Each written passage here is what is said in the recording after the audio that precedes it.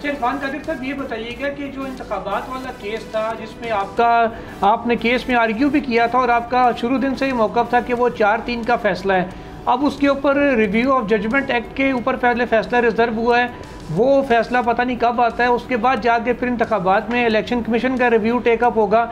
आपको लग रहा है कि ये सितंबर तक ये चीज़ें कंक्लूड हो जाएंगी और इलेक्शंस का जो फैसला है वो कहाँ स्टैंड करेगा, और इंतखाबात कब तक एक्सपेक्टेड हैं आपका, क्योंकि आप वज़ीर-ए-आज़म के मामले खसूसी भी हैं और कानूनी साइड पर भी आपकी ग्रिप काफ़ी मजबूत है, तो आपकी इतला क्या है और आपको फैसला क्या होता नज़र आ रहा है?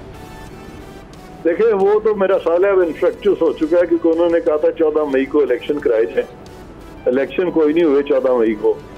उसके बाद ख्याल था कि वो कुछ हुकूमत को पाबंद करेंगे, इलेक्शन कमीशन को पाबंद करेंगे कि जल्द अज जल्द करा लें इलेक्शन, लेकिन उस दौरान में लगता है सुप्रीम कोर्ट को इदराक हो गया है कि इलेक्शन की डेट देना उनका काम ही नहीं है, और रिव्यू भी आ गया है और उसमें उनकी बहुत सारी गलतियां भी उनको पॉइंट आउट कर दी गई हैं।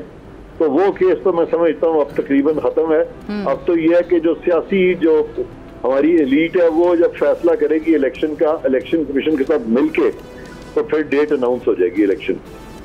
ठीक हो गया। तैयब बलोच भी मेरे साथ मौजूद है। तैयब, लग रहा है आपने गोश्त कुछ ज़्यादा खा लिया है। जी, गोश्त बस चूँकि ये है ही गोश्त वाली ईद, कुर्बान की ईद है, तो साफ ज़र है आपने भी हम सब ने कुर्बानी की है, तो फिर गोश्त जो है साफ ज़र है सिर्फ खाना नहीं बल्कि गरीबों में भी तकसीम करना पड़ता है। अच्छा, आपने कहा था कि इस ईद से कबल आपने एक प्रेडिक्शन की थी कि मुझे लग रहा है सुप्रीम कोर्ट ऑफ पाकिस्तान से भी कोई कुर्बानी होती हुई नजर आएगी। नहीं, जुल्करनैन ने भी कहा था और तैयब ने भी कहा था, तो तैयब वो वाली कुर्बानी तो नहीं हुई, ये कुर्बानी होगी।